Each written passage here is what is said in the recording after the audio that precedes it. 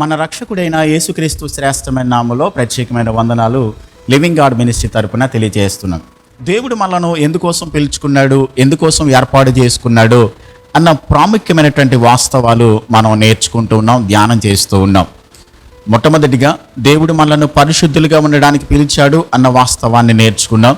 పరిశుద్ధత లేకుండా ఎవడు ప్రభువును చూడలేడు. రెండవది, సఖ్యమైతే సమస్త మనుషులతో మనం సమాధానం కలిగి ఉండడానికి, సమాధానముగా ఉండడానికి దేవుడు మనలను పిలిచాడు అన్న వాస్తవాన్ని మనం నేర్చుకున్నాం. మరొక సత్యాన్ని, దేవుడు మనలను ఎందుకోసం పిలిచాడో అన్నది మనం నేర్చుకోవడానికి ప్రయత్నించేద్దాం.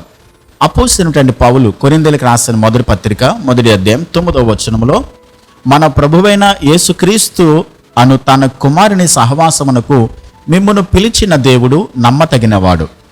ప్రభు మనలను ఎందుకోసం పిలిచాడు అని అంటే, ఆయనతో పాటు సహవాసం చేయడానికి, ఆయనతో సంబంధాన్ని ప్రార్థన ద్వారా మనం కలిగి ఉండగలుగుతాం. కాబట్టి ప్రార్థన అన్నది క్రైస్తవ విశ్వాస జీవితానికి చాలా ప్రాముఖ్యమైనది. ప్రార్థన అని అంటే దేవునితో మాట్లాడడం, ప్రార్థన అంటే దేవునితో గడుపుట, ప్రార్థనతో మనము దేవుని సన్నిధిని కోరుకోవడం, దేవుని యొక్క మనస్సును తెలుసుకోవడానికి ఆయనతో సహవాసాన్ని, సంబంధాన్ని కొనసాగించినప్పుడు మాత్రమే దేవుని హృదయాన్ని మనం తెలుసుకోగలుగుతాం. ప్రార్థన అనగానే మనం సర్వసాధారణంగా ఏదైనా కష్టం వచ్చినప్పుడు, ఏదైనా ఇబ్బంది వచ్చినప్పుడు, ఏదైనా అవసరత వచ్చినప్పుడే సర్వసాధారణంగా మనం దేవుని సన్నిధికి వెళ్ళి ప్రార్థన చేస్తాం. మన అవసరాలు తీరడం కోసమే సర్వసాధారణంగా దేవుని సన్నిధికి వెళ్ళి ప్రార్థన చేస్తాం. అది కాదు ప్రార్థన అంటే. అంటే అలా అవసరతలు వచ్చినప్పుడు దేవుని సన్నిధికి వెళ్ళొద్దు అన్నది నా ఉద్దేశం కాదు. ప్రాముఖ్యంగా ప్రార్థన అనేది అవసరాల కోసమే దేవుని సన్నిధికి వెళ్ళి ప్రార్థించడం కాదు. దేవునితో సంబంధాన్ని, సహవాసాన్ని కొంత సమయం మనం కేటాయించుకుని ప్రభుతో గడపడానికి, ప్రభుతో సహవాసం చేయడానికి మనం తీర్మానించుకుని అలా జీవించడానికి దేవుడు మనల్ని పిలిచాడు. ఈ విశ్వమంతటిని కూడా దేవుడు కలుగ చేశాడు. ఆకాశంలో నక్షత్రాలను, సూర్యచంద్రులను, గ్రహాలను, వీటన్నిటిని కూడా దేవుడు కలుగ చేశాడు. తనకు సేవ చేయడానికి దేవదూతలను కూడా దేవుడు కలుగ చేసుకున్నాడు అన్న విషయం మనందరికీ తెలిసిన విషయమే. ఈ విశ్వంతో కానీ, తనకు సేవ చేయడానికి సృష్టించుకున్నటువంటి దేవదూతలతో కానీ ఆయన సహవాసం చేయడానికి ఇష్టపడట్లా. తన స్వరూపంలో, తన పోలికలో సృష్టించబడిన నీతోనూ నాతోనూ కూడా దేవుడు సహవాసం చేయాలని దేవుడు ఇష్టపడుతున్నాడు. తన పోలిక చొప్పున, తన స్వరూపంలో పుట్టించబడినటువంటి మనం అందరితోనూ కూడా దేవుడు సహవాసాన్ని చేయాలి, ఆ సంబంధాన్ని కలిగి ఉండాలని దేవుడు ఇష్టపడుతున్నాడు. అందుకోసం ప్రభు మనల్ని పిలిచాడు. నిజంగా దేవునితో సహవాసం చేయాలి, దేవునితో సంబంధాన్ని కలిగి ఉండాలి అని ఆశపడేటువంటి వారు దేవుడు నాకేదో ఇస్తాడని, లేకుంటే ఆయనతో సహవాసం చేయడం ద్వారా దేవుడేదో నాకు అనుగ్రహిస్తాడనేటువంటి ఉద్దేశంతో వారు దేవునితో గడపడానికి వెళ్ళరండి. ఖచ్చితంగా దేవునితో సహవాసం కొనసాగించాలి అని ఇష్టపడే వారు ఎవరైనప్పటికీ కూడా దేవుడు నాకు ఇచ్చినా ఇవ్వకపోయినా, దేవుడు నాకు పట్ల తన కార్యాలు జరిగించినా జరిగించకపోయినా ఖచ్చితంగా నేను ప్రతిదినము కూడా దేవునితో సహవాసాన్ని కలిగి ఉండాలి అని ఇష్టపడతారు. కాబట్టి ప్రార్థన అన్నది దేవునితో గడపడం. దెస్సలోనికీయులకు రాసినటువంటి మొదటి పత్రిక 5వ అధ్యాయం 17వ వచనంలో, మీరు ఎడతెగక ప్రార్థన చేయండి అని అపోస్తలుడైన పౌలు రాస్తూ ఉంటాడు. ఎడతెగక ప్రార్థన చేయడం ఎట్లాగా? మనకు ఉద్యోగాలు ఉన్నాయి, వ్యాపారాలు ఉన్నాయి, పనులు ఉన్నాయి, కుటుంబ బాధ్యతలు ఉన్నాయి, ఇవన్నీ ఉన్నాయి. ఇవన్నిటితో పాటు కూడా ఎడతెగక ఎల్లప్పుడూ కూడా దేవునితో ఎప్పుడు ఎలా ప్రార్థన చేయగలుగుతాం? అది సాధ్యమయ్యే పనేనా అని అనిపించవచ్చు. ఒక మాట ఏంటంటే, దేవునితో మనం అనుదినము కూడా, అనుక్షణము కూడా సంబంధాన్ని కలిగి ఉండవచ్చు. మన ఆత్మ దేవుని ఆత్మతో కనెక్ట్ అయి ఉండడం అన్నది ప్రతి దినము కూడా, ప్రతి క్షణము కూడా మనం చేయొచ్చు. కేవలం నిద్రపోయే సందర్భంలో తప్ప మిగతా అన్ని సమయాల్లో కూడా దేవునితో సహవాసాన్ని మనం కొనసాగించవచ్చు, దేవునితో సంబంధాన్ని కొనసాగించవచ్చు.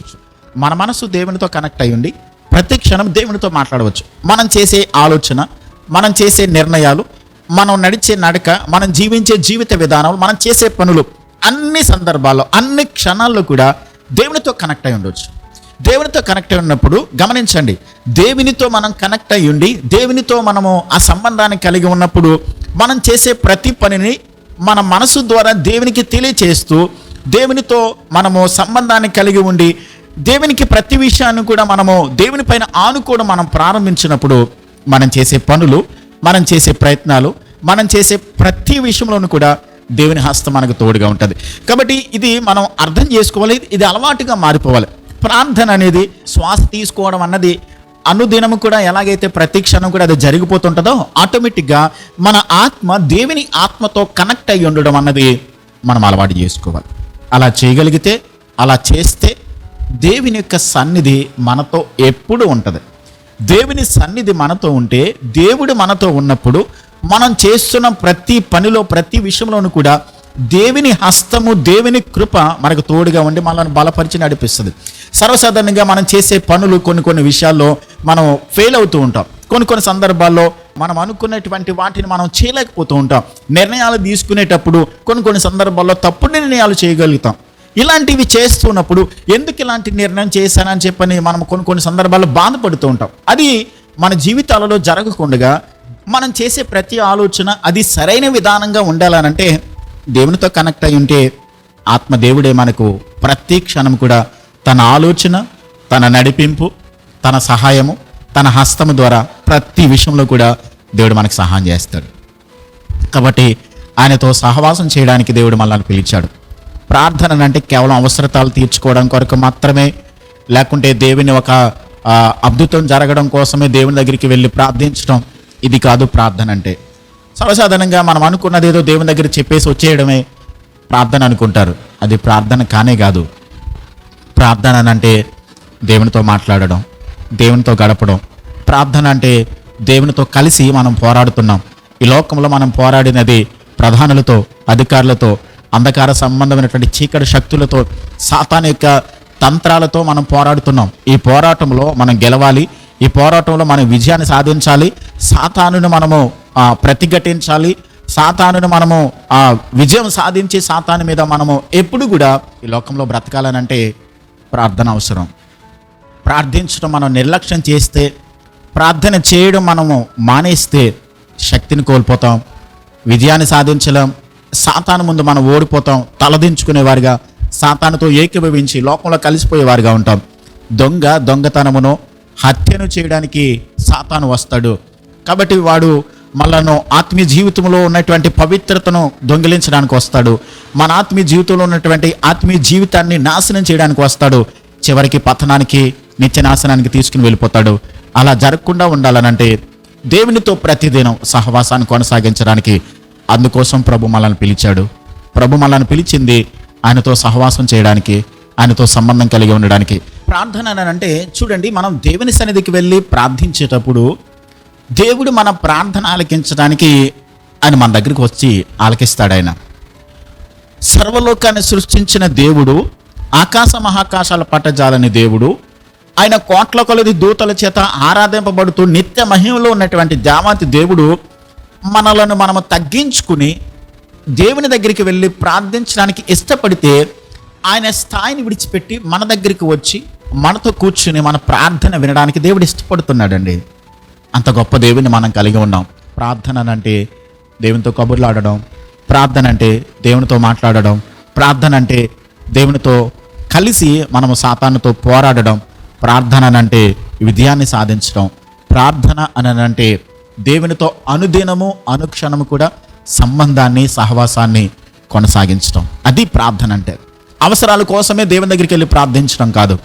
అవసరత ఉన్నా, అవసరత తీర్చినా తీర్చకపోయినా, ప్రభు మన పట్ల కార్యం జరిగించినా జరిగించకపోయినా అన్ని సందర్భాల్లో ప్రభును ప్రార్థించేవారిగా ఉందాం. అందుకోసమే పిలువబడ్డాము అన్న సత్యాన్ని గమనించి ఆ పిలుపుకి తగ్గట్టుగా దేవునితో సహవాసాన్ని కొనసాగించేవారిగా ఉండాలని దేవుని వాక్యాన్ని బట్టి హెచ్చరిక చేయబడుతున్నాం. అలాంటి కృప దేవుడు మనకి అనుగ్రహించునుగాక. చిన్న ప్రార్థన చేద్దాం. పరలోకపు తండ్రి, మీకు వందనాలు. మీ కుమారుడైన యేసుక్రీస్తుతో సహవాసాన్ని కొనసాగించడానికి, సంబంధాన్ని కలిగి ఉండడానికి మీరు మమ్మల్ని పిలిచారు ప్రభువా. సర్వశక్తిమంతుడైనటువంటి మీతో సహవాసం చేయడం అన్నది అది చాలా గొప్ప సంగతి ప్రభువా.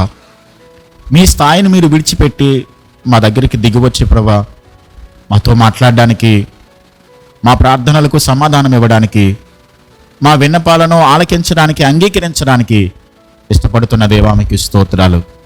మీ కుమారుడైనటువంటి క్రీస్తుతో సహవాసాన్ని, సంబంధాన్ని కొనసాగించడానికి పిలిచిన దేవా, మీ చిత్తంలో మేము నడవడానికి, మీ వాక్య ప్రకారం జీవించడానికి, అనుదినము అనుక్షణము ఎడదెక్కక మీ సన్నిధిలో ప్రార్థించేవారిగా, మీతో సంబంధాన్ని కలిగి ఉండి మీతో సమయాన్ని గడిపేవారిగా, మీతో కలిసి తండ్రి లోకంలో మేము ఎదుర్కొంటున్న ప్రతి శోధనను ఎదిరించుటకు శక్తి సంపాదించుకోవడానికి ఈ ప్రార్థన అనేటువంటి ఆయుధము ద్వారా ప్రభువా మీతో సంబంధాన్ని కలిగి ఉండడానికి మాకు సహాయం చేసి కృప చూపించి మీరు మహిమ పొందమని ఈ ప్రార్థనలో ఏకీభవిస్తున్న ప్రతి వారిని కూడా ప్రార్థన వీరులుగా ప్రార్థించేవారుగా మీతో సహవాసాన్ని సంబంధాన్ని కొనసాగించేవారుగా సిద్ధపరిచి మీలో కొనసాగే కృప అనుగ్రహించి మేలు చేయమని యేసయ్య నామములో ప్రార్థించి వేడుచున్నాను మా పరమ తండ్రి. ఆమేన్.